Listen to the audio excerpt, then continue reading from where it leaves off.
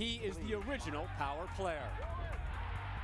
Mark Roth, one of the greatest to ever compete in the sport of professional bowling, compiling a staggering 34 PBA Tour titles. But Mark Roth did more than just win. He changed the game itself.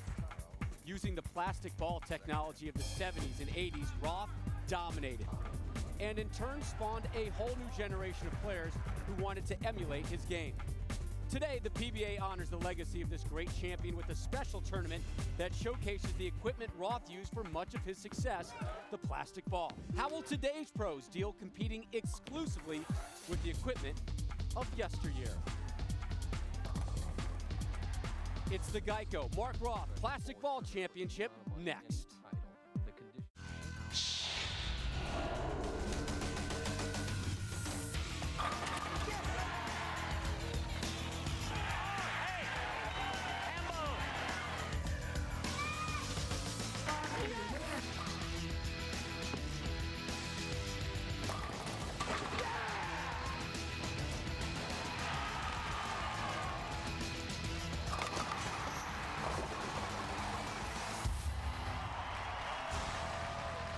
A packed house in Long Island today to see a past and current legend, a man who's revolutionizing the sport, a bowler whose approach must be seen to be believed, and a local amateur favorite who has the center buzzing. We welcome you to the 2010 GEICO Mark Roth Plastic Ball Championship.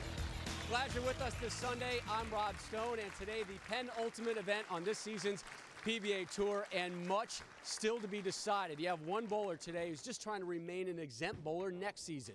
You have two seeking their first tour title, and you have the ageless Walter Ray Williams Jr.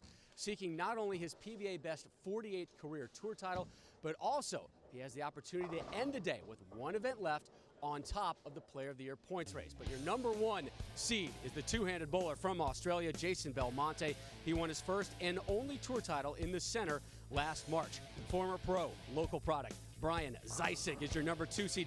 He's got a whole house behind him. WRWJ with a second place finish or better puts him on top of the Player of the Year points race. Wayne Garber with the most unorthodox approach in the game is your four seed, and he will open up the show versus two-time titleist Mike Machuga. And if Mark Roth revolutionized the sport in the 70s and 80s with his power game, Jason Belmonte is doing the exact same right now with his two-handed style. Belmo won here last season, and he did it throwing a plastic ball on the right lane. No surprise he had so much success this week. Belmo is your number one seed. Randy Peterson joins us right now, and this week, Randy, plastics not just for water bottles and sandwich bags. All the bowlers had to go old school, really old school, and throw one of these. We're going retro, man, like 30 years back. I like it. You know, every player in this field this week were allowed just two of these Mark Roth plastic commemorative bowling balls. So the big differences you're going to see on today's telecast are the change of direction that you normally see down the lane with reactive resin. Well, guess what? You're not going to see that big violent change. The other thing that you're going to see also is because the plastic balls don't absorb oil like reactive resins do, the integrity of this shark oil pattern, Rob, will hold up all day today. All of this equaled with high scores this week. Man, I think we're in store for a lot of striking. In fact, your tournament leader, Jason Belmonte, bowled not one, not two, but three perfect games. And a pair of 299s. And the tournament namesake, Mark Roth, he dropped 26 career 300 games, and the tournament named after Mark Roth. And nobody dominated the sport like he did during the plastic ball era. You know, the thing about Mark Roth was if you ever needed one person to throw one strike for $1 million, it was going to be Mark Roth. And now Roth gets the introduction he deserves.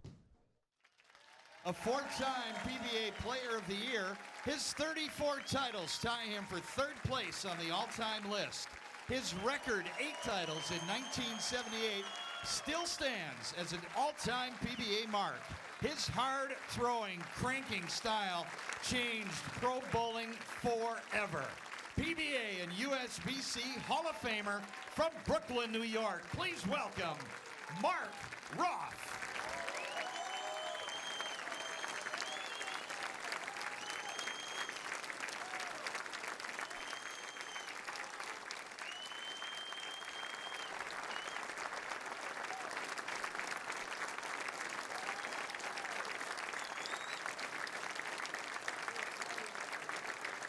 A well-deserved standing ovation for a guy who really is a living legend. Johnny Petraglia sitting next to him, and Mark Roth suffered a stroke in early June of last year, left him partially paralyzed on his left side, and Randy's made it a bit of a goal to get here in attendance and show up at the tournament named for him. And the crowd really excited to see him. You could sense it the morning we rolled in here. Stepladder format today. We will begin with Mike Machuga taking on Wayne Garber, the winner versus 3 seed Walter A. Williams Jr., the winner versus the local product. Brian Ziesig and Jason Belmonte waiting for them all. Time now for the introduction of our first bowler, Mike Machuga. He made back-to-back telecasts earlier this season, earning 5th place and runner-up finishes. A 2-time PBA Tour winner from Erie, PA. Please welcome Michael Machuga.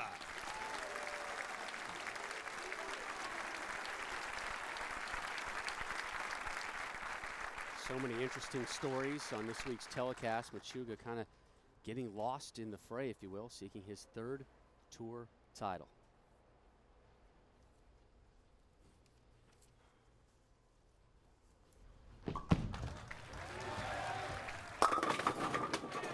Gets the late drop. Opening strike for Machuga. This is his 4th top 20 finish of the season and 3rd in the top 5.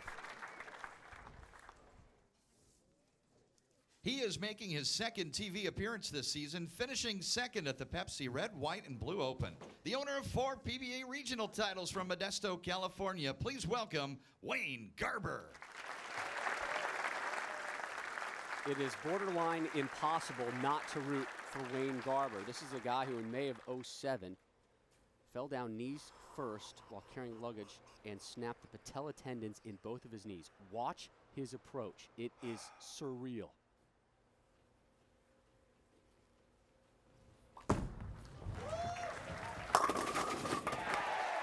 Both get late strikes. See the plastic ball hits right there. We have a trip 9 by Machuga, trip 4 by Wayne Garber. How about a little Lumber Liquidators Know the Wood, Rob? Yes, please. Okay, hey, it's the shark pattern, the longest pattern we use out here, 43 feet in length. Here's the biggest difference. Remember, we're using polyester plastic bowling balls. So this week, the lane maintenance crew put down half the amount of oil they normally would on a regular week of shark. You know, back in the day when we used plastic, they would put a thimble full of oil on each lane. Now with reactive resin, it's a shot glass bowl. Late kick on the 10 makes this one manageable for Garber.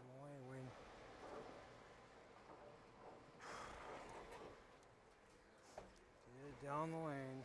On the left of the lane that Garber is rolling on right now, you see the carpet that depicts the shark oil pattern. You see the dark blue there in the center. That's the part of the lane where you want to play. The players are going to play left of second arrow because outside, they're just too slick. You can't find any friction. Garber takes care of that one. But you saw that hit right there, Rob. It was an 8-10 and the 10 kicks late. That's a plastic ball hit, man. Especially for a guy like Wayne Garber who throws the ball fairly straight and pretty fast.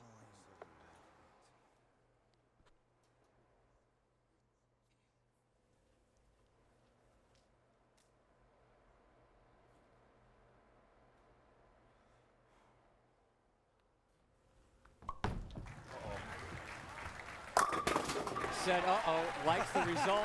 Here's Machuga on what he would normally do this week if they weren't throwing plastic balls. I would typically start off with something like a Brunswick 2.5, a little bit stronger layout, help me get through the first couple games where they're a little bit tighter, fresh back ends, and then as that goes away and they carry down a little bit, I'd go to something like a Storm Virtual Energy, which gives me a little more pop in the back, but still reads the body of the lane well. And then when it's really time to get inside and throw it over the gutters, go to something like a Storm High Road and really make it do a dance in the back end. So a big adjustment for all of our bowlers this week, going with the old school plastic ball. Machuga looking for an opening 3-bagger.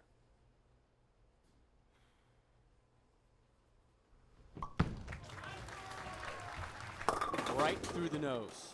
And Rob, the players are used to throwing plastic bowling balls on a weekly basis, but just at spares. They go from throwing reactive resin to throwing plastic on that strike ball, and basically I think the reason why the players liked it so much this week is because instead of relying on that magic bowling ball, you have a bad first block, you go out to the truck, you drill that magic ball for the next block. This week it was all about just repetition and making shots. Old school. Nothing wrong with old school. It's a great movie, by the way. You know me and Will Ferrell. Well played, Mr. Stone. Yes. So here is Garber, and we talk about his approach and his style. And I asked him to describe it to me, and he said, a mess. That's how he describes his approach. I said, well, you know, how did it become? He said, you know, just kind of morphed that way. The accident that he had didn't exactly help, as you see how he got here, qualifying 4th.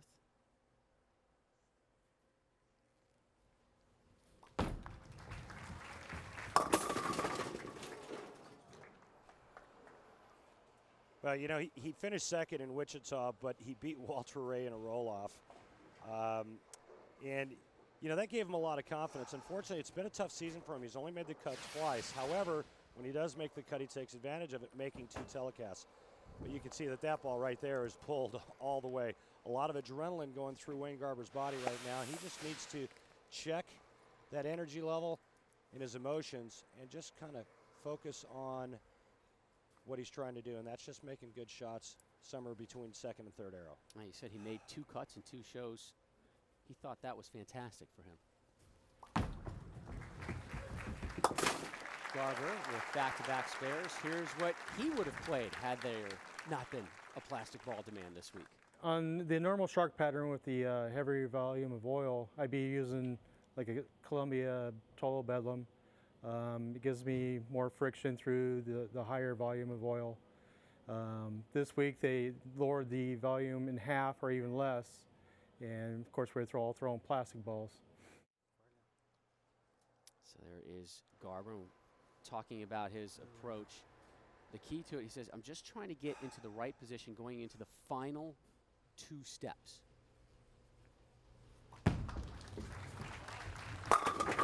Yeah, it's, you know, it really is like a 2-step approach. He's got a bunch of steps in between there, but he basically just gets that pivot step in front of him and then gets a good slide and then tries not to pull it from the top of the swing. And that time, he was very successful in not yanking it down from the top.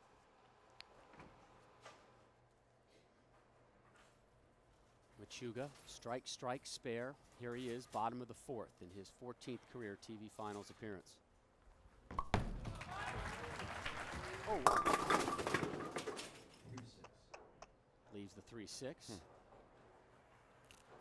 Got a little early check in that front part of the lane there. Watch this. See how that ball never pushed far enough to the right. But again, because of the subtleness in the backhand reaction, instead of leaving Greek Church or Big 4, he only leaves a 3-6. He left the 6-10 in the 3rd, cleaned that one up. This one very similar in the 3-6.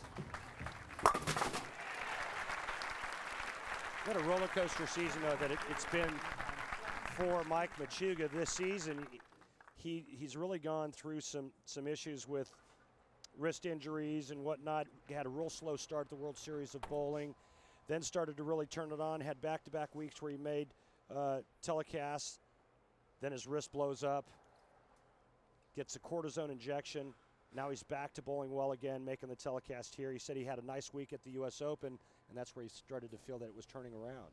Doctor thinks it could be a partially torn ligament. The hope is inflammation stays down and rest will help it heal.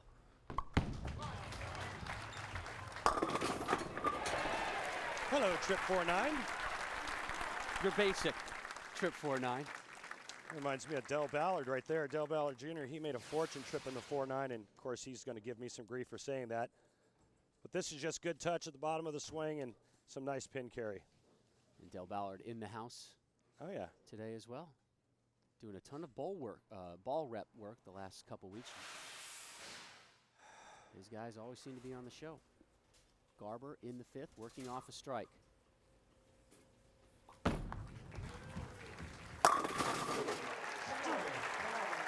some emotion from the 42-year-old.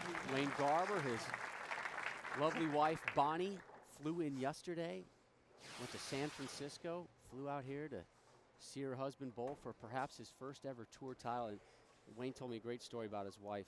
Bonnie, let's just say she reminds him frequently that the family high series belongs to her. An 856 three-game series for Bonnie, Wayne's best, an 838. Bonnie recently elected to the Modesto Bowling Hall of Fame. Congratulations, Bonnie.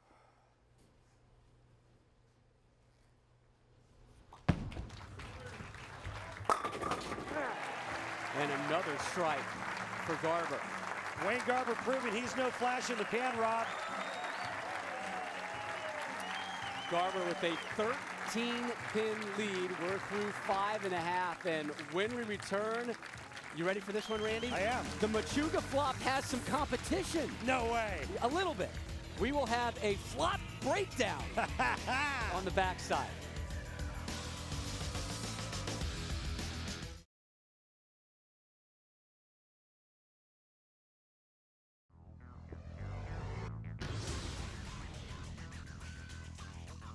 The Geico Mark Roth Plastic Ball Championship is brought to you by Lumber Liquidators, hardwood flooring for less. By Geico, 15 minutes could save you 15% on car insurance. By Bear Aspirin, expect wonders. And by Go RVing. Visit GoRVing.com for a free video. Go affordably, Go RVing. We welcome you back. Wayne Garber with 4 strikes. 3 in a row, 4 through 6. He has a 13-pin lead over Mike Machuga in match number 1. The winner to take on Walter Ray Williams Jr. Take a look at where Wayne Garber's playing this Shark oil pattern. Even though he throws it straight, remember, Shark, you got to play the middle part of the lane. Even Wayne Garber is in to almost third arrow. Mike Machuga, slower ball speed, a lot more hand. You're going to see Mike Machuga farther left. And look at that trip, 4-9.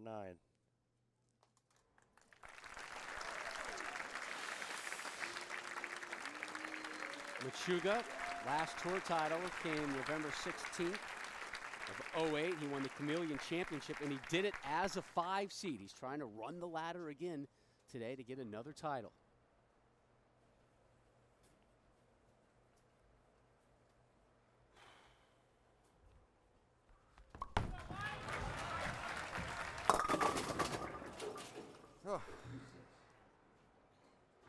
Now, Machuga's gone through the nose the last 2 shots in a row on that right lane, Rob, but because he's not throwing reactive resin, he can't just jump in 5, 6, 7 boards and start opening up the entire lane. However, he does have to make a nice 2 or 3 board adjustment, a 2-1 or a 3-1, 2 with his feet, 1 with his target, because he needs to find some more oil in the middle part of the lane.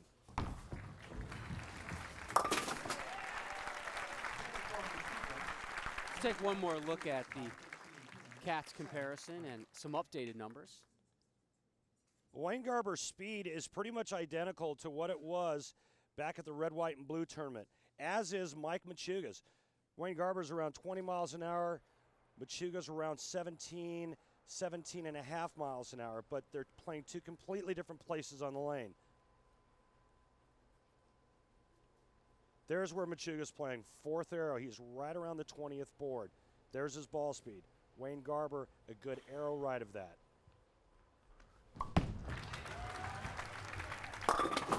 Hint through the nose, but he does not pay the price. Just enough of a inside angle to get it in there. Just a pinch heavy, but again, a nice trip 4-pin, and that, again, that's that subtleness of ball reaction down the lane. I'll tell you what, when you're right-handed, this is a righty's best friend. When you go a little bit high, look at that trip 4. Actually, trip 4-7 there late. Garber up, looking for today's first ham bone.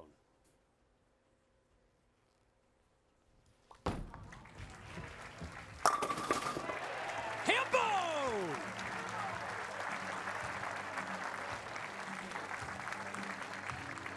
Show me those signs, Long Island. That was just absolutely perfectly flush there for 4 in a row.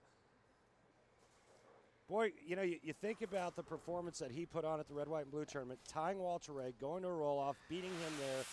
You know, we asked him last night, we said, hey, what would you change or what would you do different? He said, you know what, on this telecast, I wouldn't do anything different. I'd do everything exactly the same.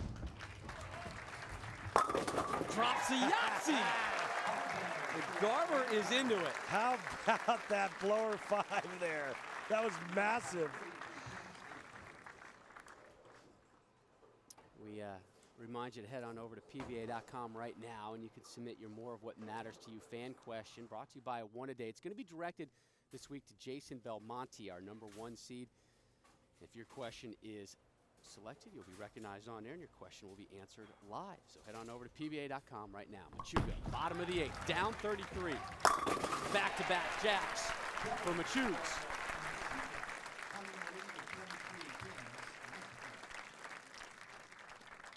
See the adjustment he made right there. Machuga moved in just a little bit and pumped that speed up just a hair, but it may have been a frame too late, because if he'd have made the adjustment in the 6th frame, that would have been a 4-bagger.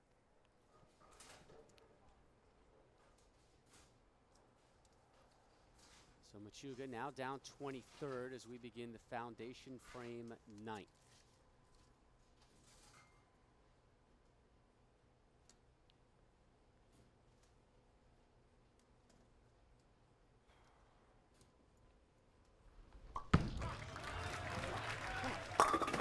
How about you? His first 3-bagger. Asked Machuga yesterday, did you trademark the Machuga flop? Look at that. The extension, the air, and the key is with the ball in his hand. Now there's been some challengers to his throw. Chris Paul. See, now that's just kind of a hip slide. That was weak. Yeah. So I He said, didn't even have a ball in his hand. well, I said, who had the better slide? You or Chris Paul? I said, my God, of course it was me. He didn't even do it with the ball. Machuga really showing me some athleticism on the springs there with the flop. Garber in the 9th, looking to crack open a 6-pack, and he does. Remember, we talked about high scores at the Open. You're seeing just that. Wayne Garber, 6 in a row now. He's in the 240s, can strike out for 269, but here's the biggie. He needs a mark here in the 10th frame. He needs good count and a mark, and he'll shut out Mike Machuga. The best Mike Machuga can shoot is 246. It's just his 2nd ever career telecast. The first coming in December in Wichita, where he finished 2nd to Mike Scroggins, who's 3rd on the Player of the Year points list. Garber in the 10th. There's the strike. That's a pretty good kind of mark when you need one, especially when you're on 6 in a row. That's a 7-bagger, isn't it, Rob? It is. Guess what? If he gets one more, guess what it is? An 8-bagger? No, an octomom. Oh, no. That is wonderful. Are you okay with that? Yeah, let it fly. Wayne Garber's going to move on to, well, guess who? Walter Ray Williams Jr., and they have some history this season. Absolutely.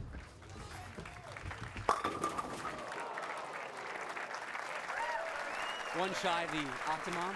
One shot of the octomom. I knew you'd like that. He's going to be in the 250s again. I think the difference in this match was Mike Machuga not making a big enough move on the right lane. Remember, 6th frame, he went through the nose, leaving the 3-6. He also did it in the 4th frame. He makes the move, and now it has struck every ball since, but it's just going to come 1 frame too late.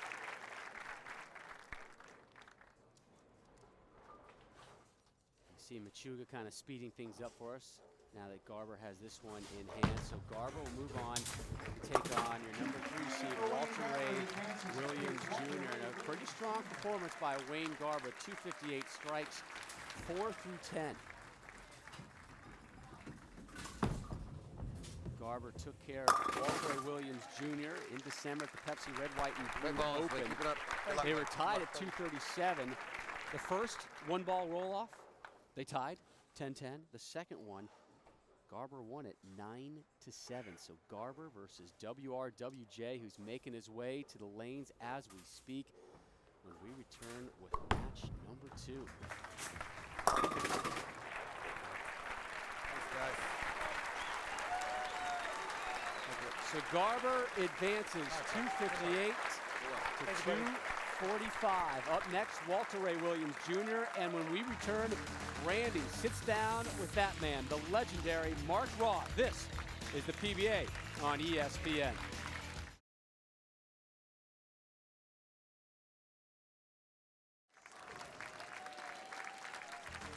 And we welcome you back to Long Island, continuing coverage of the GEICO Mark Roth Plastic Ball Championship. Wayne Garber advancing to match number 2 to take on Walter Ray Williams Jr. Time now for the winning touch, brought to you by Touch of Gray. Gets rid of some gray, never all. And this week's winning touch takes us back to March of '84, the U.S. Open, Oak Hill, Illinois. And Mark Roth was your tournament leader, and he would eventually beat Guppy Troop by dropping a closing 4-bagger for the come-from-behind 244-237 victory. It was the first of 2 majors in Roth's career and the 29th tour victory in his Hall of Fame career. Mark Roth has just won his first major, Chris. Wow. And Randy earlier caught up with the Hall of Famer. Mark, I think the first thing that so many of us want to know is, how are you feeling? A lot better, Randy. And I was in rehab for about 12 weeks, and I got some use of my left side, and just got to go back and do some more. Well, Mark, you know, I think it's fitting that this tournament's named after you, the Plastic Ball Tournament.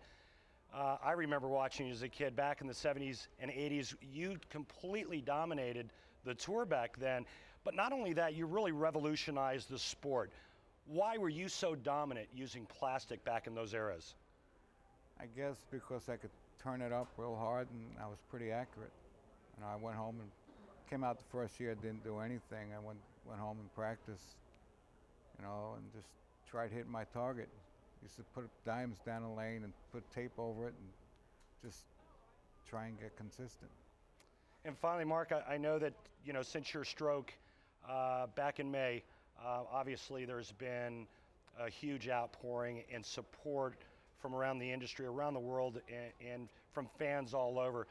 Let me give you this opportunity now to say something to so many that have basically poured their hearts out to you in this time of need. I really appreciate the fans and bowling fans of whoever it may be. They've been great, and you know, they've been helping. And Bill and Barbara Christman, Stan Kodish, my wife bailed me out again, saved my butt. You know, we went out to eat and finished eating, and I was dragging my left foot, and I felt nauseous. Went right to the hospital, stroke hospital up in Syracuse, and you know, I worked hard and trying to get so I could bowl again. It's great to have you back. You know, you were a hero of mine growing up, and you still are, and it's great to have you here. Thanks, Mark. Thanks, Randy. It's nice to be here, believe me, to see everybody again. You know, it just could have been the other way around, and I'm just happy to be here.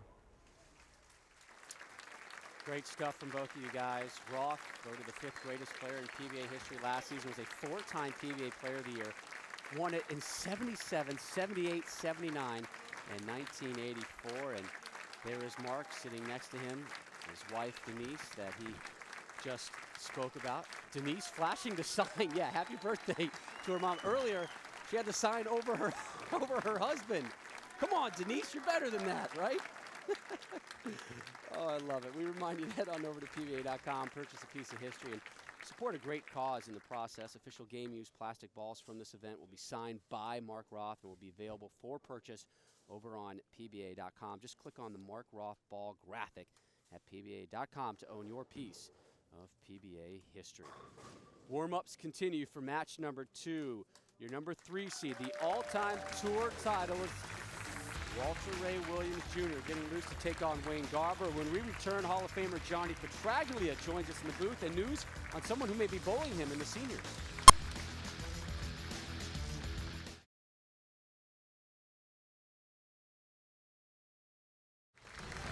The NCAA Women's Basketball Championship continues later today on ESPN2, 7:30 Eastern, Oklahoma versus 2-seed Notre Dame. And at 9:30, your number 1 seed Cornhuskers taking on Kentucky. ESPN, the exclusive home of the NCAA Women's Championship.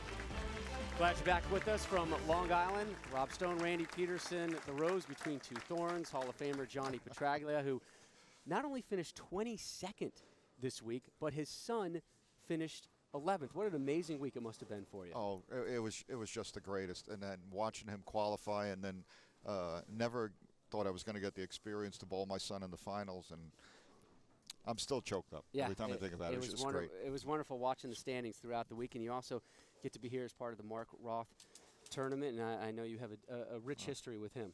Oh, yeah, Mark. Well, Mark and I go back 35 years, and what they're doing here today is just it's terrific. I think, Brad Hanlon from ontheballbowling.com and KR Strikeforce, they put together these balls. I think over $10,000 already, with and everybody helped in, the help of Brunswick, the PBA, and its members. It's been a terrific week, just wonderful. We're glad to have you here, and stick around, join us here as we continue our coverage here of the Mark Roth Plastic Ball Championship. There's a live shot of Mark, and the Stepladder has been updated. Wayne Garber, your 4 seed with a 258-245 win, has moved on to take on Walter Ray Williams Jr. We knew there would be high scores today because, Johnny, we saw it all week long here, didn't we? Well, it's really the bowlers today are so tremendous. Every generation is better than the previous generation and learns from them. And the bowlers are so talented today. Even though they don't get to bowl with a plastic ball all year, you put that ball in their hand, and once they figure it out, they repeat shots so well, you know that they're going to bowl well. Rob, I think one of the things that Johnny failed to mention early on is that he did bowl his son in match play. It was the first game of match play, and he smoked Little John.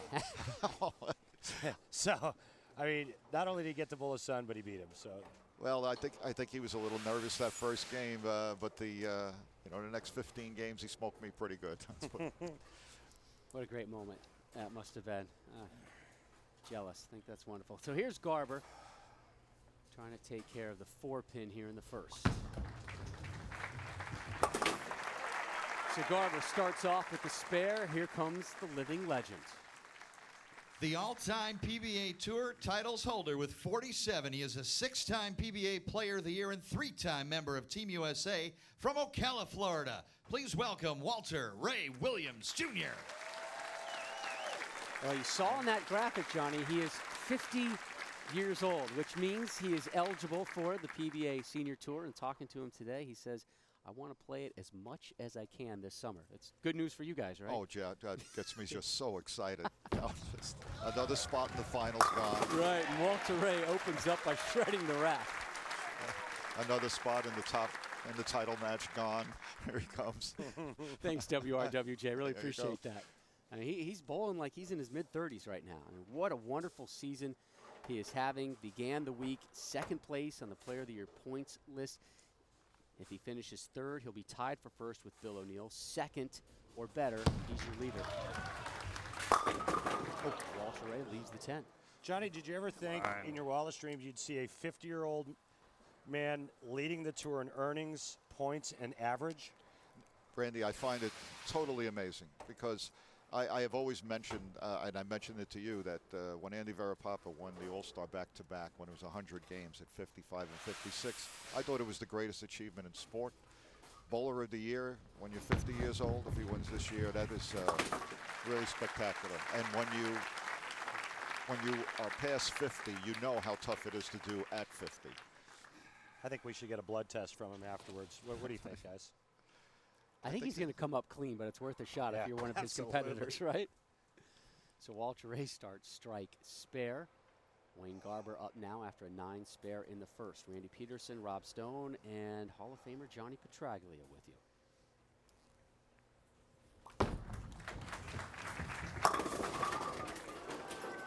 Spinning Messenger won't find. Boy, he bowled terrific that first game. He really is a lock and load, too. He can get it down there in a hurry. Yeah. When you first saw his style, Johnny, what jumped out in your mind, in your eyes? Well, I knew that, he had problems through an accident, and to watch how well he can perform, through all the adversity is really something.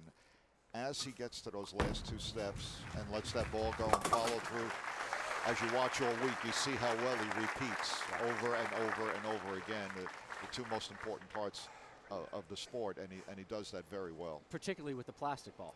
Particularly with plastic, exactly, where the ball isn't going to run all over the place on you. And a pattern like this where there's strips, it actually it can be a little bit better for the plastic ball because you don't have to circle as far. Right, and he doesn't like to open the lane up. I mean, this guy's a down and inner. We saw that at the red, white, and blue tournament in Wichita earlier in the season. His strength is down and in, and he can do that with this plastic ball on the shark pattern. Leaves the 10. The only issue, though, John, for Wayne Garber is that once the front part of the lane breaks down and he has to create just a little bit of angle, he's going to leave that weak 10. Absolutely. Once he's got to move, say, 2-1 left and just go arc it just a shade, he's going to start leaving those weak 10s, and even a little fuller in the pocket can create that ring and 10. Yeah. Where in that first game, when he could go right at him and the ball's on top of the pocket, it's going to carry when it gets there. He had 8 strikes in match number 1, seeking his first here. It's another spare. Can't throw too many more spares with this guy lurking. And Walter A. Williams Jr. in position to be on top of the Player of the Year points list when this day is over.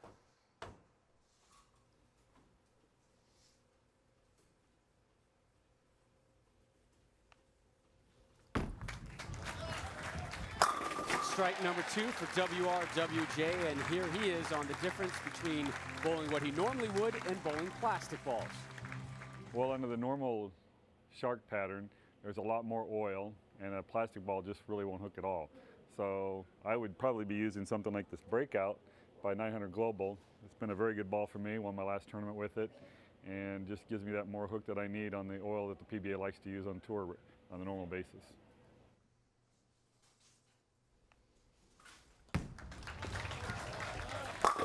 Back-to-back jacks for WRWJ. And John, this is the crazy thing. I mean, you look at the way that ball just hit and how the 6 just carved the 10 out.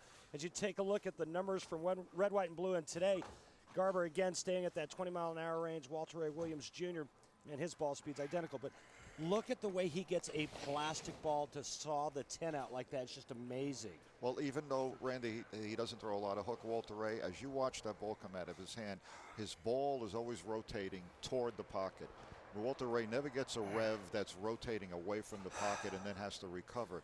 So even though it doesn't look like it's hooking a lot or he doesn't have the power of some of the big rev players, he does that last couple of feet. The ball is turning when it's supposed to be turning, and he cuts the 10. He is amazing. Hey, guys, I think another worthy note is that everybody on the telecast today is using 16 pounds. Now, Wayne Garber uses 16 pounds whether he's throwing plastic or not, but Walter Ray doesn't. Your tournament leader, Jason Belmonte, doesn't. Mike Machuga went to 16 pounds for the show, or for this week, rather. You know, the guys went to plastic. They knew they needed that extra pound to get it to hit. I mean, it's got old school written all over it, John, because back in the day, you and I both threw 16. And the main thing is they really were smart about this because the oh, look at that. Gets the late kick to get the double, does Garber. Because once you're throwing a plastic ball with a pancake weight block, you've taken the dynamics out of the bowling ball. And here's what you're talking about, John. You're back in the 60s. In fact, I still remember my first bowling ball was a Manhattan rubber. And then you had the plastics, man, and there was really only one name in plastics. It was the Columbia Yellow Dot. Columbia Yellow Dot, right. 3 in a row for Walter Ray. And then, John, after plastics, I remember I was throwing a ball that had your name on it. That was an LT-48 made by Brunswick. It was just that sick. Brunswick LT-48 just really got everybody going. And the neat thing about it was, I don't know if Rob ever had a Yellow Dot in an LT-48, but you know, back in the day, you showed up with 2 bowling balls. You had. Why are you laughing, Johnny? Well, because I know you weren't born yet, Rob. That's how. One of many reasons to laugh at that line. Another strike for the legendary Walter Ray Williams Jr. seeking tour title number 48. And WRWJ is known for going venue to venue in his RV. Today on the trip to Baltimore for next week's show, he'll have an interesting passenger. Do you know who it is? I do. It's a good one, isn't it? Yes, it is. That info next when the PBA on ESPN returns.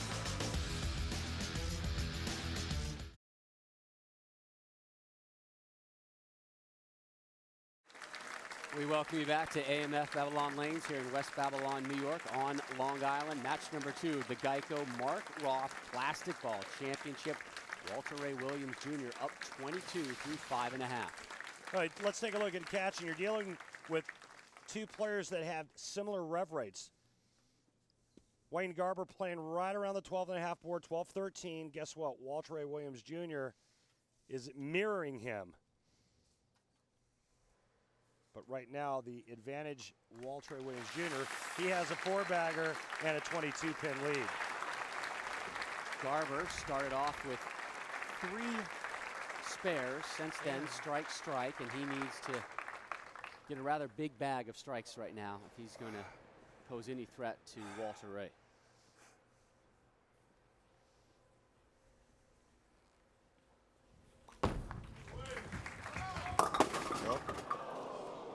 Came out of commercial, get a little soft, and when you haven't been on the show a lot, that happens to you a lot. Did sort of turn it early too, though. Yeah, it looked like it was early turn and tug, and he's going to pay for it. Oh yeah, that was almost third arrow there. Talked to Wayne the other day and asked him what he did with his downtime last couple weeks, and he said, you know, I went surfing the web. Went over to YouTube.com and watched the Wichita show, which he was on, and surprisingly enough, he said he chuckled at our commentary, Randy, and put him in a good mood and in a good frame of mind as he headed here to Long Island. But he was actually joking with his friends, saying, you know, I had really low expectations coming out here. You know, I was actually thinking of getting somebody to sub for me. And here he is, a couple months ago in Wichita, taking on Walter Ray Williams Jr. in a roll-off, and where he throws a 9 in the second ball roll-off, which was enough to propel him to the title game, which he eventually lost to Mike Scroggins. Yeah, well, that was after Walter Ray got 7. He steps up and gets 9. I think the last thing Walter Ray wanted to do was give him a hug after that roll-off. Yeah. You know, I think Walter Ray would have rather taken a bite out of him because Walter was not happy with that performance. There's the needed strike for Garber.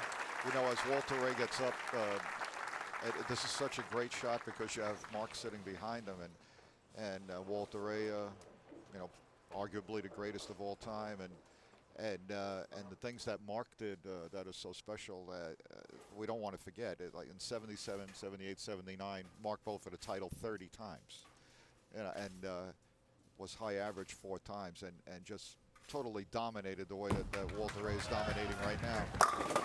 5 in a row for WRWJ. And if you go back to 1993 at the Paula Carter Homestead Classic, as we take a look at a bioblast of Walter Ray, he voluntarily used a plastic ball to win that one. He's the last PBA pro to voluntarily use a plastic ball and win a tournament, again seeking tour title number 48. And we always forget, not always, we sometimes forget, he's a pretty darn good horseshoe thrower as well. Yeah, he knows he's got this one wrapped up. He's got that smile, and he is in very comfortable position right now, up 56. Hey, John, in getting back to Mark Roth and what he did in the late 70s and how he totally dominated this tour. But, I mean, you know Mark as well as anyone, and I'm sure you guys probably roomed together off and on for quite a while. Any truth to the rumor that he used to sleep with a nightlight, not because he was afraid of the dark, but because the dark was afraid of him? Yeah. That's pretty good, Randy. I was just wondering, any truth to that? Any truth to that? You know, he was a bad man back then. He hated to lose more than he liked to win, that's for sure. When we would do an exhibition, if we were bowling a doubles match against 2 locals and we were down that first game, he'd pull me over, give me a pep talk. We're not going to let these 2 guys beat us. That's nice. It was, you know, winning was the only thing that was in his repertoire, which is a lot like Earl. And we have to remember that he won 34 times during the Earl Anthony era, which means that he probably would have won 44 if Earl wasn't around. Garber drops a 3-ball there in the 9th and makes way for Walter Ray Williams Jr. We talked about Walter Ray and his penchant for driving across the country in his RVs. You take a look at other finishers this week. Bill O'Neill's on top of the Player of the Year points list for now, finished 8th. And Walter Ray will be heading down to Baltimore, the season's final tournament. There's your son, Johnny Stragler Jr. at 11. Another strike for Walter Ray. Ho-hum this match. So Walter Ray's going to drive down to Baltimore when this event is done. Jason Belmonte needs a lift. As of now, he's going to drive Jason Belmonte, your #1 seed, down to Baltimore in the RV. And I said to Jason before, I said, hey, do you think Walter Ray will give you the keys? You know, let you take the RV for a spin? He just started laughing. He's like, you know, I drive on the wrong side of the road, but, you know, in an RV, might makes right. Yeah, this one is all over but the shouting. Hey, Rob, 8 in a row. An octomom from Walter Ray Williams Jr. Octomom. An octomom. That one I like. Hey, John, real quick, though. You know, congrats goes out to John Jr. for finishing 11th. What a great week for him. But do you remember back when I stayed at your place, a few years back, and John was just a little guy, and we were upstairs horse playing, and I broke his bed? You broke his bed? Rob, he was wrestling with my son. First, does America really want to know the details of this story? The best part of the story is my son was 9, and he body slammed him on the bed and broke the bed, and then they were standing next to each other in the kitchen, and my wife scolded them. Nice. It's great. Nice. Well done, Randy. I'm glad to see you've matured so much. Absolutely. How about Walter Ray just coming out and going to fire a little 280 at Wayne Garber, saying, hey, you know, I didn't appreciate the beating I got from you in Wichita, so here, take a little 280 with you, and I'll see you in Baltimore next week. Right, and the second frame was a flush 10. Yeah. 280. 280. Rob, you had your opportunity. You missed it right there. There's your Bo Derek. I was caught off guard. My bad. I had my head down doing some number crunching. Wow. Hey, well, I'll tell you one thing is coming to fruition, and that's the big scores. And we're having big scores, lots of strikes being thrown. You got Walter Ray, you got Jason Belmonte, but how about the local guy getting ready to come up, Brian Ziesig? Now, people don't know Brian Randy. This is a player right here. Terrific bowler. Yeah, we look forward to seeing him. And Johnny, want to thank you for joining us. A pleasure, as always. always. Rob, as always. To see you and to have you in the booth. Thanks, Johnny. Thank you, Ray. Make it a regular stop. Come on. So, Walter Ray moves on in convincing fashion, a 70-pin win over Wayne Garber. Up next for him, the amateur and local boy, Brian Ziesig.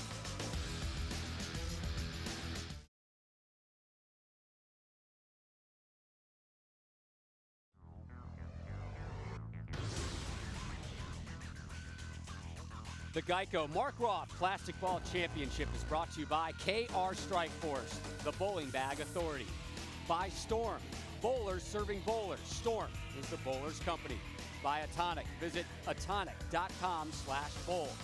And by the United States Bowling Congress, the all-new bowl.com, your online source for all things bowling. Log on to bowl.com today.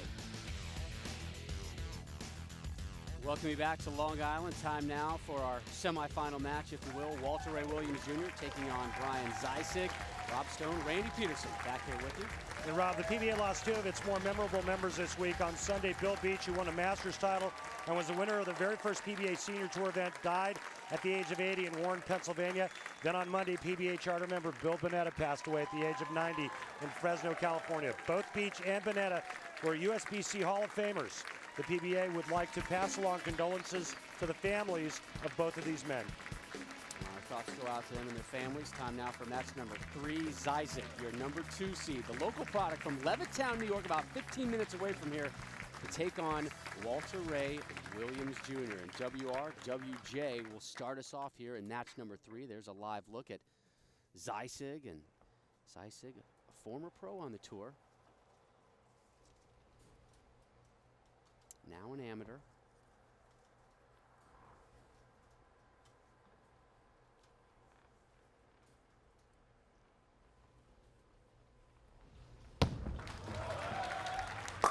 Yes, baby. Starts where he left off. Another strike for Walter Ray. He owned 6 PBA regional titles and was inducted into the Long Island Bowling Hall of Fame in 2006 from Levittown, New York. Please welcome Brian Ziesig.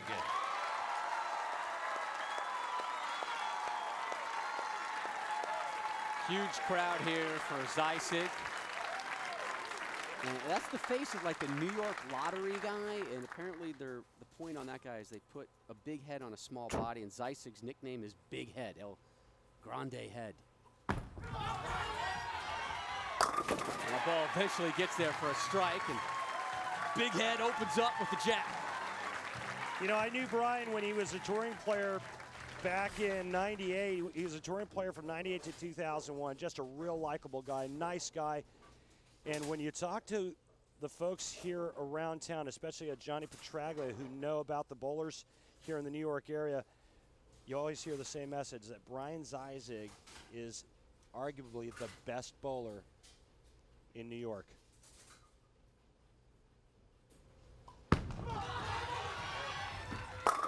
Back-to-back jacks for Ziesig. Trying to become the first amateur since the PBA went to an exempt field format, and that was in the 04-05 season. He's trying to become the first to win a standard PBA event as an amateur. Last amateur to win, Brett Wolf in 2002, and that was the Masters in Reno, but he's got a big task ahead of him. Nothing but strikes in our semi so far. Hey, that's a Andy Varapapa 300 game. So has Walter Ray had a good season or not? Let's ask WRWJ.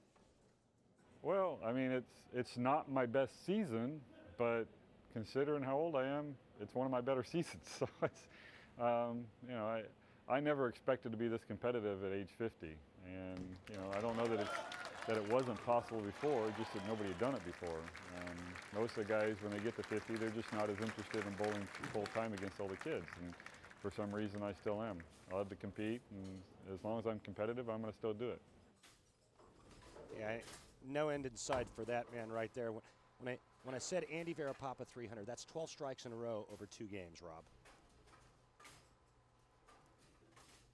Ziesig looking for an opening 3-bagger. And finds it.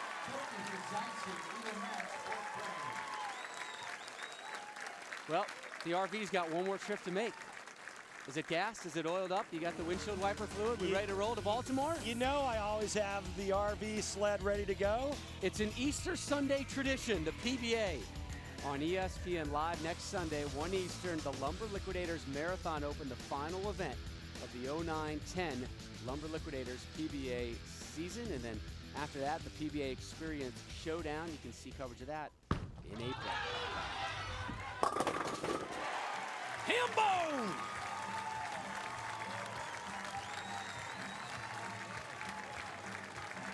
Well, let me just say this, Rob.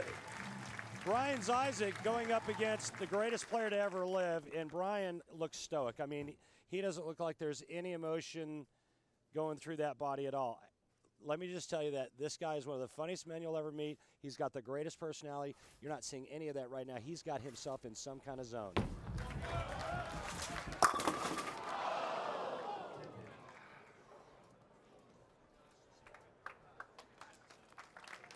Wow, a great run by Walter Ray. Yeah, and because he doesn't... 13 strikes in a row, ending there. Yeah, and because he doesn't strike on that ball, he is now trailing. But listen to this.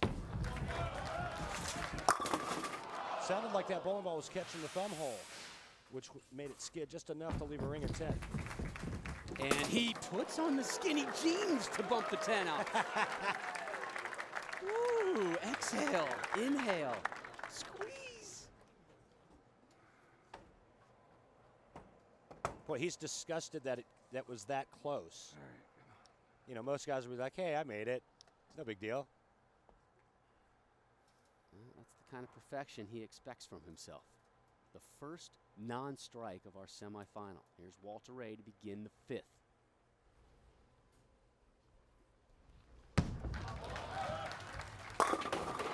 Back on the strike train for Walter Ray. He came into the week 4 points behind Bill O'Neill for the Player of the Year points race. He has already guaranteed himself 4 points courtesy of an at-worst 3rd place finish. So right now, Walter Ray, O'Neill tied for first on the Player of the Year standings. Should Walter Ray win or even finish second, he'll be all alone in first. Opening Yahtzee! Are you kidding me? Brian Ziesig, the head?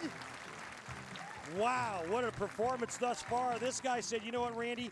All I have to do tomorrow is just try to have fun and make sure I get my hand around the side of the bowling ball and I'll be fine. Well, he's doing just that. Although, you don't really see the outwardness of the fun.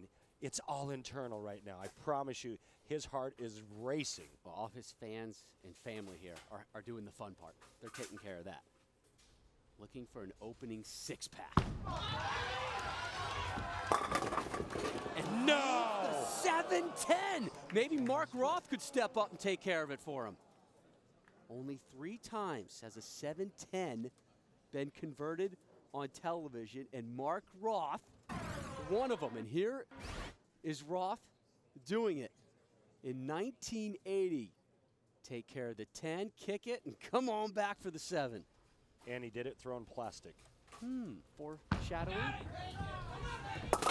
No. Would have been nice. And there is Mark. Roth said, you know what he should have done? A little more to the right and a little more power. I could have taken care of that. A 7-pin match through 5.5. What a start. What does the conclusion have? Ziesig, Walter Ray, the conclusion when we return to Long Island.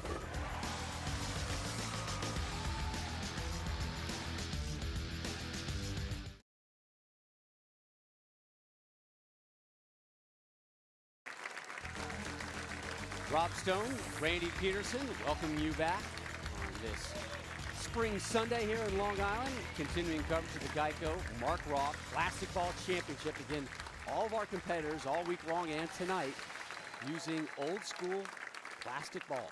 How about a little computer-aided tracking system provided by Kegel?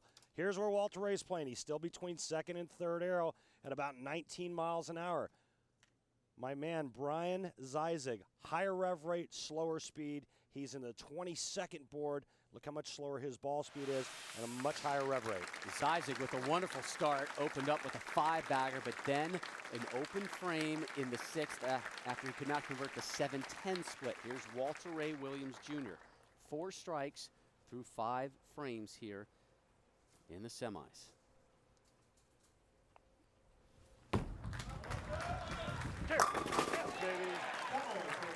We asked Walter Ray about this format, this tournament this week with the plastic bowling balls. He said, I love it. He said, you can only drill 2 balls, so I only have to bring 2 balls down to my starting pair of lanes as opposed to 7 or 8 in a normal week. And he said, and the locker room was so sparse. You could actually walk around in the locker room. Spacious, roomy. Very roomy. Nice change of pace. Yes. Get up, baby, get up. Uh-oh. Why do you say uh-oh? Well, that ball hit a little flat. I mean, now he only leaves a 5-pin, but it could have been a 5-7. It could have been a 5-10. It could have been a pocket split at that speed, that light. You know, the good news is that Walter Ray has taken the lead with a strike in the 6th frame. He will convert the 5-pin. I mean, I would bet everything that he will make the 5-pin. So he'll have a 2-pin lead going into the 7th. Or excuse me, going into his 8th frame. Nails that one flush, remains clean. So up now, Brian Ziesig, and Brian stepping up. A long commercial break off of an open frame. What's the mindset? Anybody got a stone so I can take out Goliath here?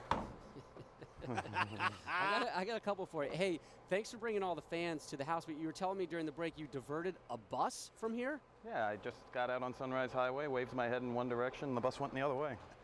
The beauty of having a large head, is that what you're telling me? That's pretty much it, baby. All right, bud, thanks. No problem. And there's fans of the big head. We called him Heed on tour. Heed. Mike Myers, where are you?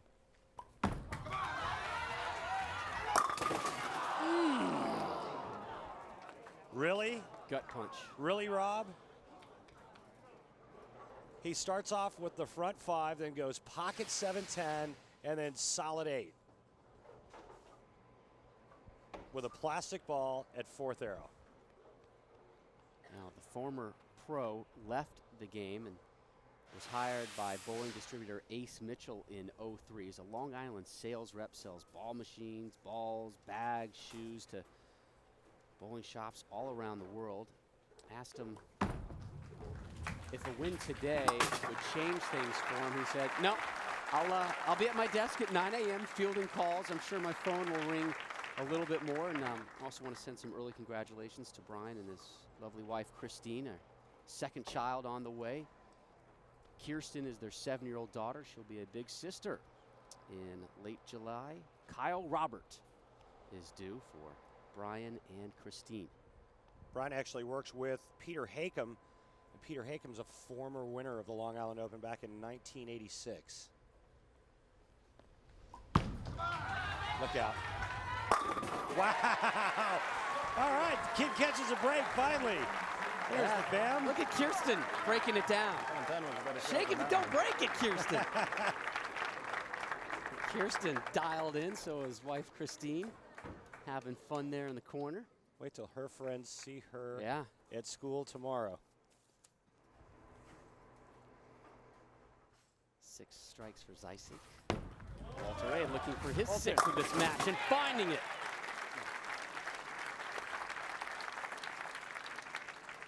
ESPN is your NBA destination this evening. Tim Duncan and the Spurs head to Boston to take on KG and Company.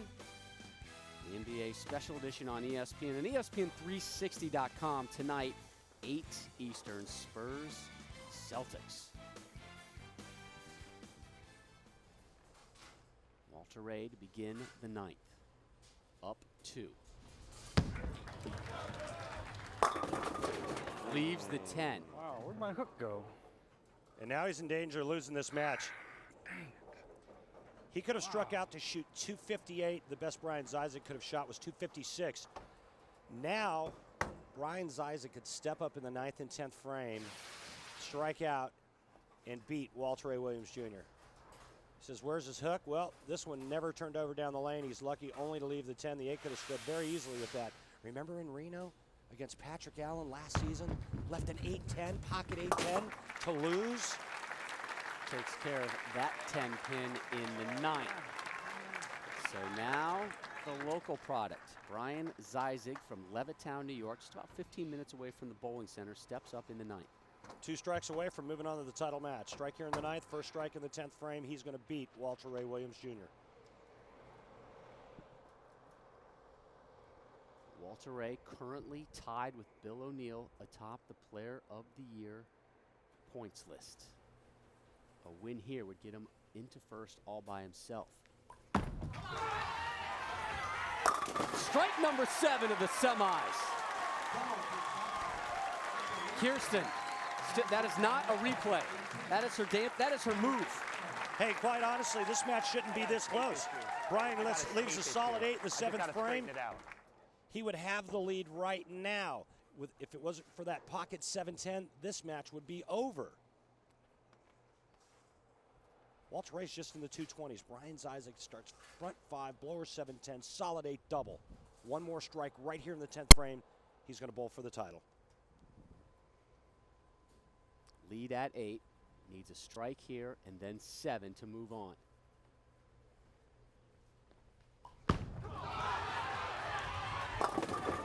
There's your strike! There's your win! What a huge break! Trips the 2-8-10 late. Hey, you know what? He deserves it. Pocket 7-10, solid 8. Remember, don't forget those 2 hits. Still needs 7. Let's not get ahead of ourselves, but the hard part has been done.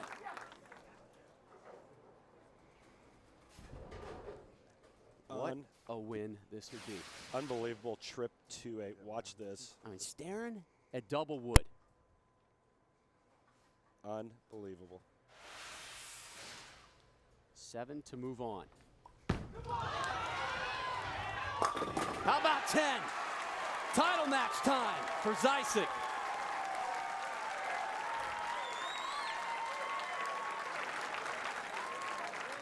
Hey, Brian, how about the break you just got in the 10th frame?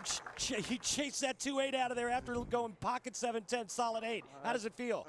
Tells you there is some karma in this world, I guess. So what do we do now here with this shot? Do we do a little test? You know, I'm going to move a little bit, but not a whole lot. So Ziesig, the amateur, takes down what many will call the greatest ever, Walter Ray Williams Jr., to move on to the title match versus Jason Belmonte. What a match. The 2 seed rolls on. One more. There's his wife, Christine, and his many, many fans here today. Here's Walter Ray in the 10th.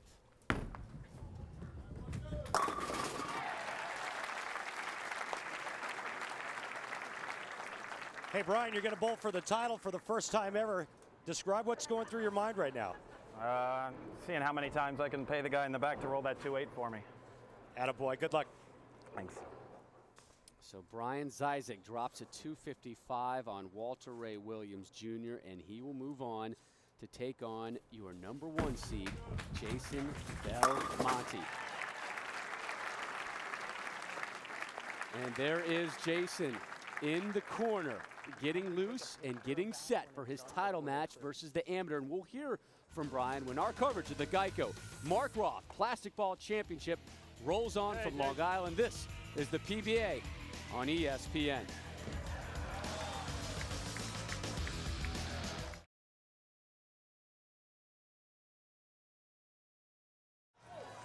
We welcome you back to Long Island. Live pictures of Jason Belmonte, the 2-handed bowler from Australia, has won 1 tour title, and it came in this venue last season. Belmonte, your number 1 seed, to take on 2 seed, the amateur, Brian Ziesig. Time now for our GEICO Championship recap. Randall. Thank you, Rob. Match number 1, Mike Machuga taking on Wayne Garber. Wayne Garber gets up, gets the first hit in the 10th frame, blows that 5 sideways, and takes out Machuga 258 to 245. Then in match number 2, the great one, Walter Ray Williams Jr. steps up and he goes strike spare off the sheet. Takes care of Wayne Garber 280 to 210. And then it's the local fave, Brian Ziesig, taking on the greatest player ever, getting the greatest break of his bowling career, tripping the 2-8, first ball in the 10th to take down Walter Ray Williams Jr. Ziesig with 9 strikes in that semifinal victory, so he moves on to our title match to take on Jason Belmonte. Rob Stone, Randy Peterson back here with you, so we are set. An amateur, local boy versus the 2-handed wonder, Jason Belmonte. Very intriguing matchup. What do you foresee? Brian Ziesig's got all the mojo, man. It's hard to go against him. Belmonte has great mojo here. Only 1 tour title, and it came at this venue. Time now for our one-a-day question of the day, and it will go to Jason Belmonte. All right, Jason, do you feel that being able to throw 2-handed gave you a competitive advantage over 1-handed bowlers with lower revolutions in a plastic-only event? This question coming your way from Andrew Olson in Rockford, Illinois. Your answer, buddy. Right, well, Andrew, I think that it does, definitely to a certain extent. What I can do to a bowling ball is obviously put a lot more revolutions on the ball, so I can create a little more angle into the pocket, so I get a much better carry percentage. In saying that, and the way that I bowled this week, I only beat Brian in qualifying by 11 pins. So, you know, I think it's basically the plastic ball tournament is if you can repeat your shots and get that right angle in, the biggest advantage of using these balls is the lanes won't change on you dramatically. You'll be able to, if you get dialed in, you know, you can put a really big number up, and just by the scores on the show today, you can obviously see that. Jason, we appreciate your time. Thanks No as worries. always. So Jason Cheers, Belmonte, your number 1 seed from Australia with that 2-hand style that is really catching a lot of people's eyes, to take on Brian Ziesig, the former pro, current amateur from Levittown, New York. The title match uninterrupted next.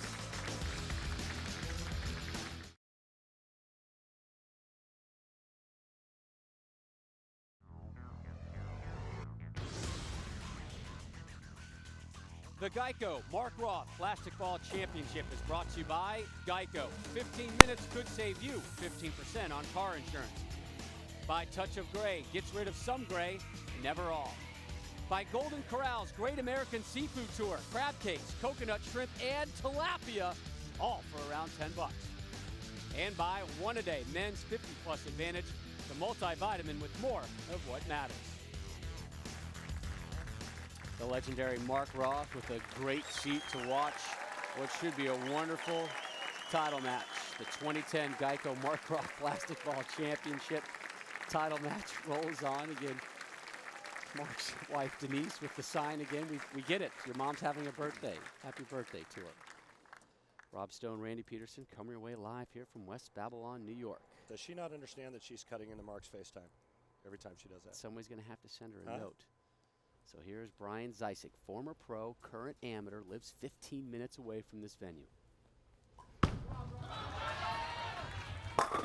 His 10th strike of the day. He opened his semi with a 5-bagger, starts with a strike there. Now your number 1 seed. Making his 3rd TV appearance this season, he won his first PBA Tour title here last season on his way to becoming the 08-09 PBA Rookie of the Year. A 2-time World Bowler of the Year from Orange, New South Wales, Australia. Please welcome Jason Belmonte. Great fan support here in Long Island for Jason. Again, he won here in this venue last year. It was the Bowling Foundation Long Island Classic.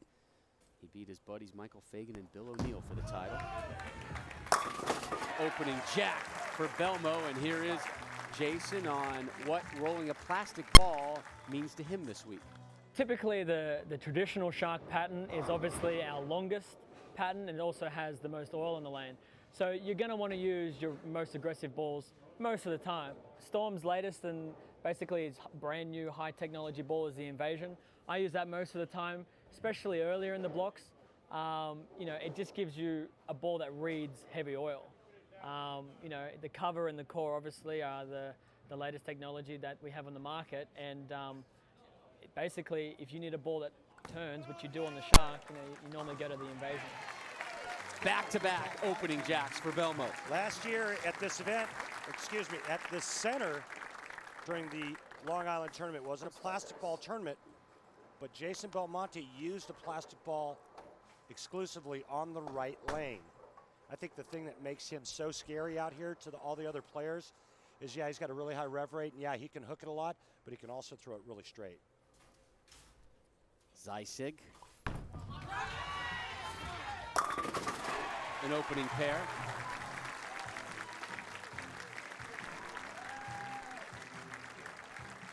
Time now for the bear breakdown and the Ziesig headshot. We need to maybe do a little work on that. He caught us off guard by making the show as an amateur, and here he is trying to make his first victory on the PBA Tour. The amateur taking on Jason Belmonte. Now watch Ziesig's approach. Very interesting. He calls it very awkward. Since a kid, he's bowled this way. Left hand, doesn't use it for balance. It'll go right to his knee. Another strike. It looks odd, but it works. He was telling me a story about Patrick Allen. These guys, good buddies from Long Island, growing up, and PA would go to him, yo, Hoss, how do you do that? And Patrick would try and bowl by putting his right hand on his knee, and he almost fell over. He said, I don't know how you do it. And for Brian, it works, plain and simple. Hey, that's why this is such a great sport. I mean, different styles, you know, lots of different ways of getting it done. You're looking at the future right here of bowling. This two-handed style is just, to me, is just crazy. It's amazing.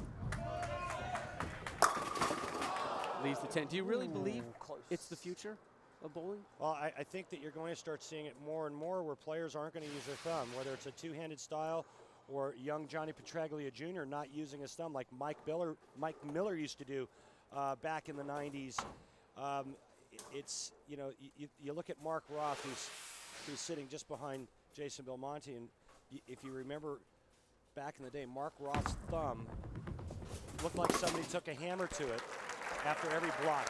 Mark Roth went through more new skin and trying to patch that bloody, deformed thumb up. Well, now what the players are doing, a lot of the players are taking their thumb out of the ball and taking it out of the equation. We even saw Walter A. Williams Jr. in warm-ups throwing it with two hands. I just think you're going to start seeing more and more players doing it. So what you're telling me, not a lot of hand models on the PBA Tour. Well played, Mr. Stone. Belmonte in the fourth off of a spare in the third. Oh, he heaves this one. And an explosion around the 10-pin again. Good frames. All right, so that's going to be the issue. I think both players are going to have zero trouble hitting the pocket. We've seen that all day long with huge scores. But because of the velocity of Jason Belmonte and that rev rate, he's left back-to-back ring and tens after starting with 2 strikes.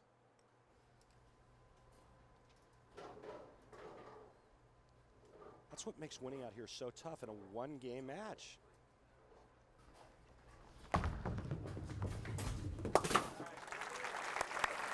So a spare for Belmonte and Belmo with a pair of spares. And Brian, you see those back-to-back spares from your opponent. What does that do for you entering the fourth?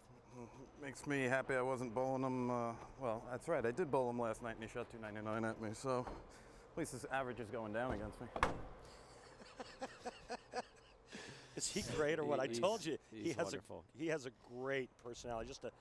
He's just an awesome guy, man, and it's just really great to see him doing this. And here he is, looking to start with 4 in a row in our title match.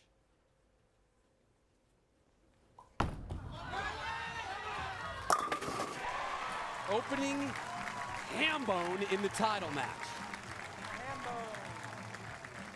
Brian Ziesig is just bowling phenomenally today. Now take a look at the last 3 shots on the left lane in his last match against Walter Ray Williams Jr.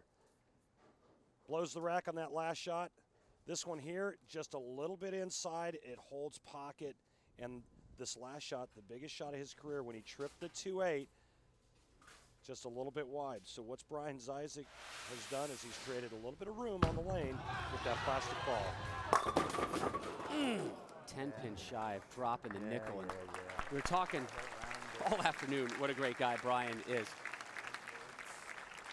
As first of all, we like to thank Karen Whittall, the GEICO supervisor, for being here, and GEICO's sponsorship of this Mark Roth Plastic Ball Championship. And we're talking about Ziesig. This kind of sums up what kind of guy he is. I don't think I've told you this story. Called him this morning.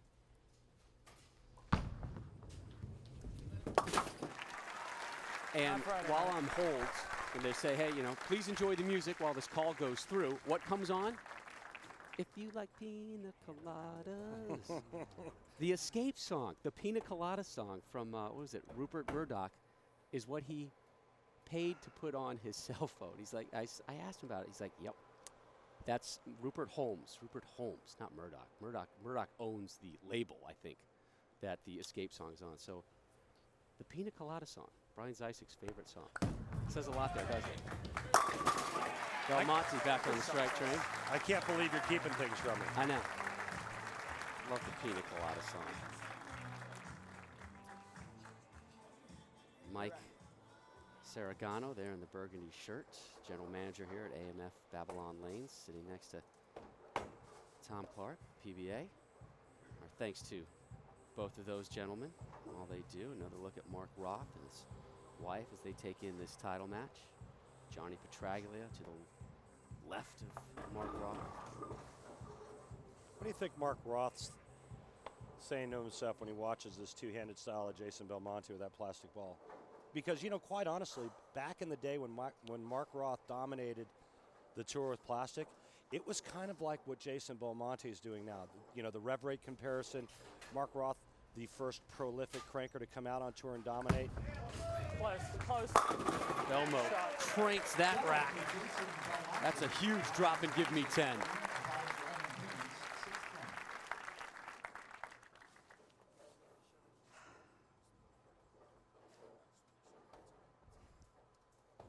Pin match through 5.5. Brian Ziesig, front 4, 10-pin. Jason Belmonte went double, ring 10, double. We got us a ball game, folks.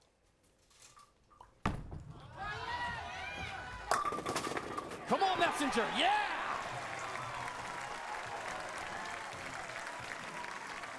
What'd you say there, Rob?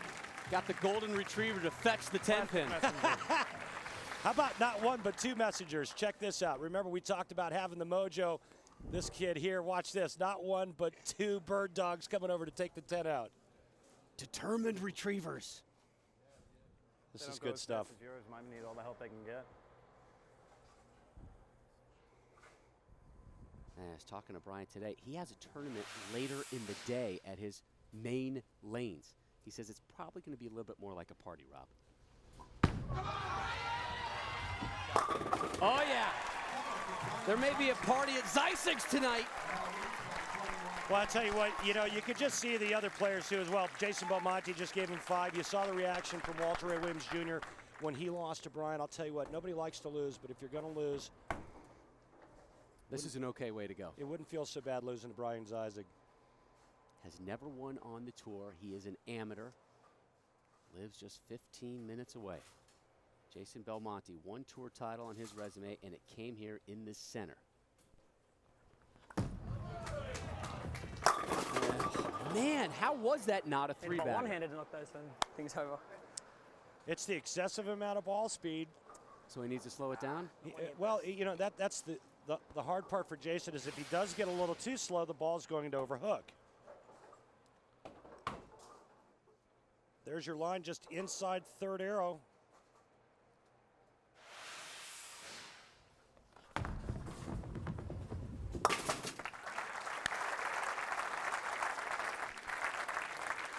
I think right now it's just a speed thing. And one of the big things that the players all talked about this week was, you know, having to reduce ball speed to get the ball reaction down the lane. Jason Belmonte didn't have to do that because of his extremely high rev rate.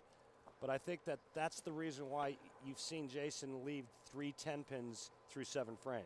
I asked Jason today, you know, what does plastic mean to you? And he said one word, predictability. If you're dialed in, you don't move. Come on. Strike number 5 for Belmo in the title match. Well, Rob, and that's a great point, but here's the thing that I think you need to understand.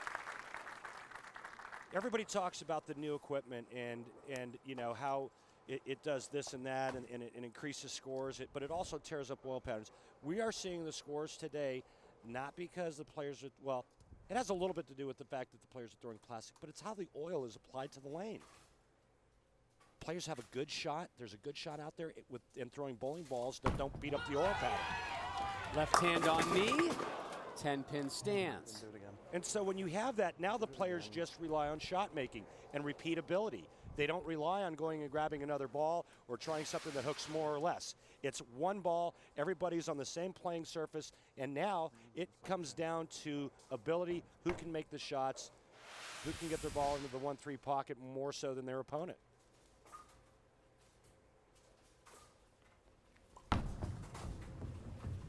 Ziesig's second spare of this title match. Saying to us, you know, I've been bowling for 30 years, but plastic balls, yeah, not since a kid, but he thought he had a bit of an advantage coming into this week. He drilled a couple plastic balls about 4 or 5 weeks ago and just started practicing 2 or 4 times a week for about an hour, hour and a half, and he felt, you know, I got a pretty good chance coming in here because I have a huge head start in the practice world as far as throwing plastic balls are concerned, compared to the normal pros who are out here every week changing balls, seeing different lane conditions, traveling, the wear and tear, everything. Well, and here's the deal getting up in the 9th frame. If Brian Ziesig goes 9 spare or strike, he cannot be shut out in this match.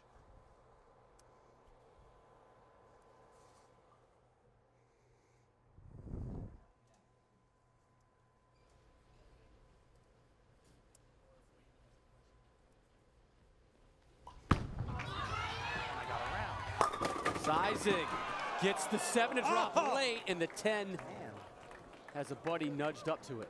Well, that was huge because, remember, he did leave a pocket 7-10 in his last match, but this would have been the end of Brian Ziesig if he would have left a pocket 7-10. 7 goes late. Now, here's the deal. He spares here. He can strike out in the 10th frame for 247.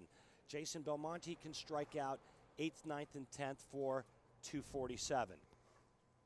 Drama.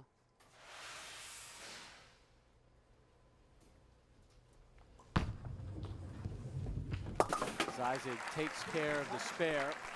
So Ziesig sits down and Jason Belmonte steps up. Jason, you saw Brian throw back-to-back spares. What's the mentality here as you step up to close out your title match? Honestly, I'm very confident that he's going to strike out. So my thought process right now is make him do it. So Jason Belmonte saying, I'm going to strike out. Jason Belmonte's going to finish the match first. He's going to be able to put all the pressure on Brian Ziesig. Here's the thing, Jason Belmonte strikes out, he can't lose either. So all of the pressure is sitting on that man's shoulders right there if Jason Belmonte can perform in the 9th and 10th frame. Oh, no. Didn't like it, but gets them all to drop. You know, we saw that in a couple earlier matches. I believe it was Mike Machuga on that right lane where the player got it a bit wide and didn't like it. You know how. And that ball just sucked up right into the 1-3. Check this out.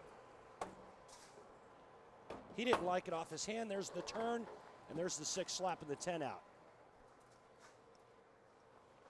Big, epic-esque break for Belmonte. 6 strikes in this match. 3 sets of 2-baggers for Belmo. This is one of the best title matches I can remember in some time. Both players throwing plastic bowling balls, coming down to every shot in the 10th frame. Gets them all to drop again. Pressure beginning to be elevated on Ziesig. That's 3 in a row. He has 2 more shots, does Belmonte. Ziesig has been very focused with that head down. You see a little peripheral vision kicking out right there, watching his competitor, but he has stayed in the moment. Not easy for an amateur. Oh, he's bowled wonderfully. He's performed magnificently today. First time on television, takes care of the greatest player ever, and now going up against the two-handed phenom from Australia, has a chance to win.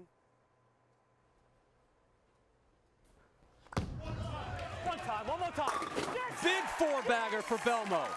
One more shot for him. Oh, what a step-up job by your number 1 seed.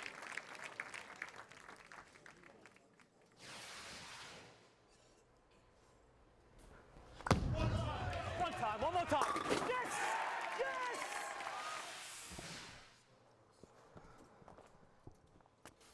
With a strike here, Jason Belmonte cannot be shut out in regulation. He would force Brian Ziesig to throw 3 in the 10th to tie.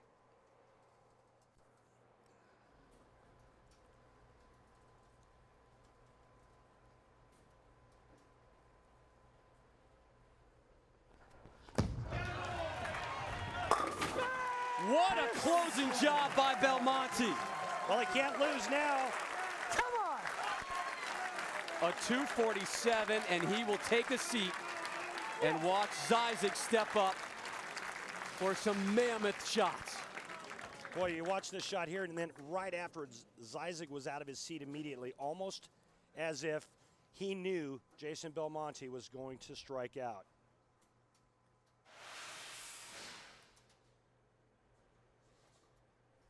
Four shots in the right lane, 3 of them have been strikes for Ziesig. Must get a strike here, and he delivers. 2 more to go for a roll-off.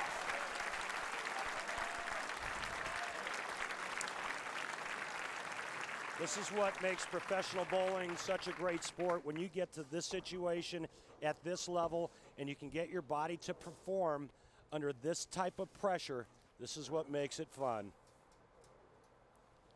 2 strikes mandatory to force a roll-off as Brian's wife, Christine, looks on.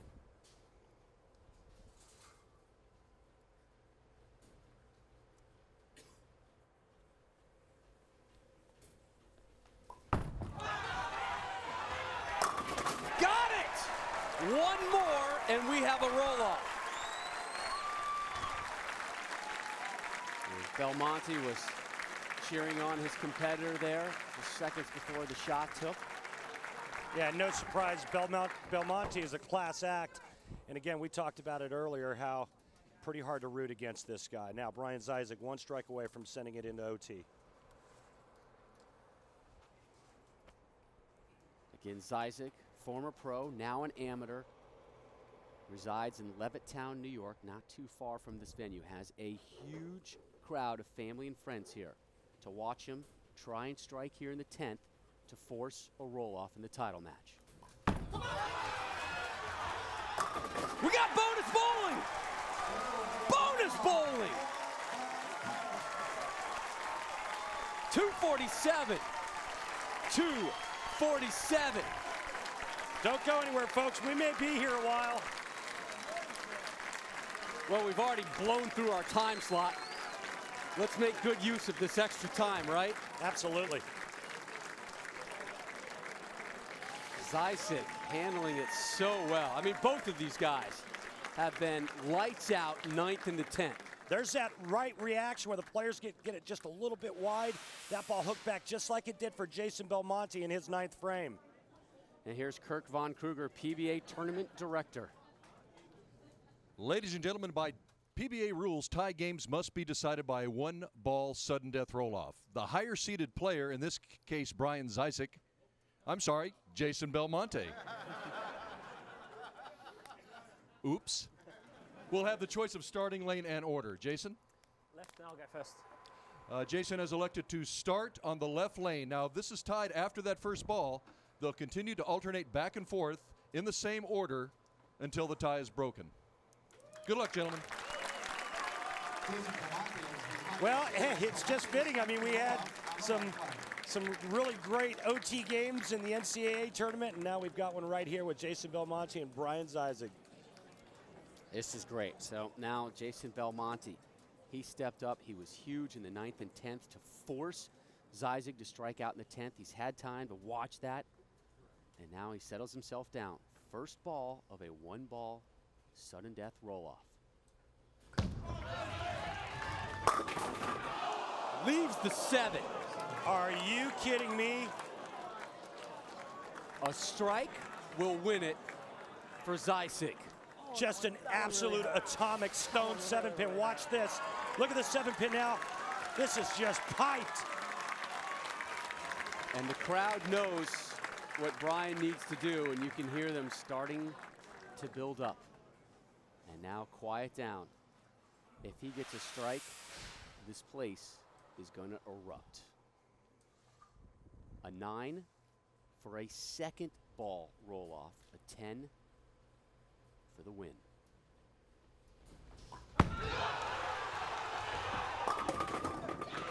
He got it! He got it!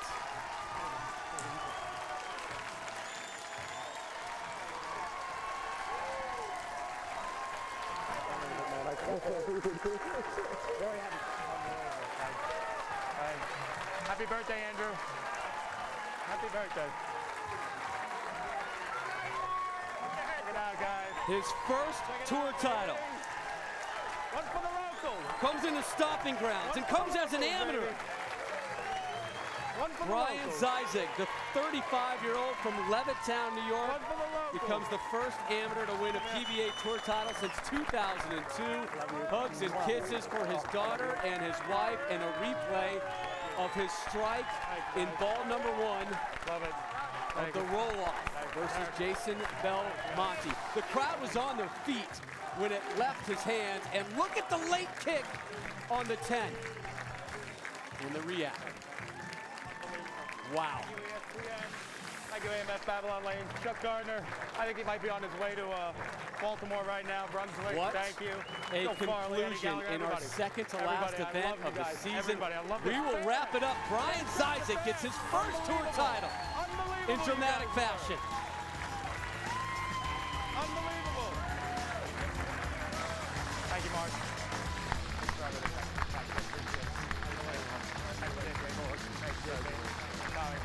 I appreciate it.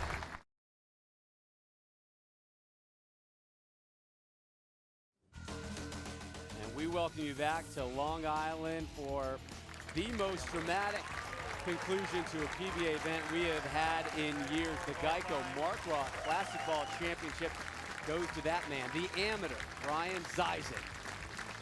And what a furious final frames it was. Jason Belmonte striking out in the 10th.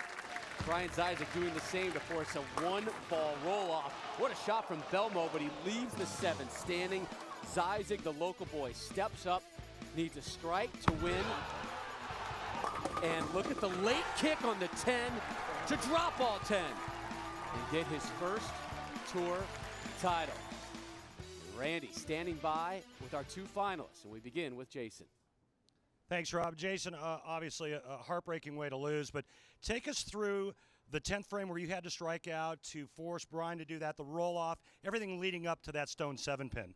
Well, the entire week, every time I've seen Brian step up when he's needed it, he's got every single one. So in my head, I knew that 3 strikes was going to be good enough for a tie. Anything less, and he was going to win it right there. So I just wanted to hit what I was looking at and just be aggressive. I did that. You know, I couldn't have thrown 3 better shots in the 10th, and then the roll-off shot. Yeah, I felt like someone just kicked me right between the legs. But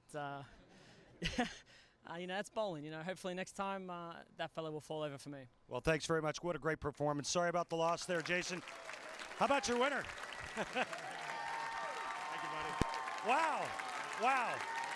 Rob and I talked about the mojo that you seem to have, obviously being the local guy.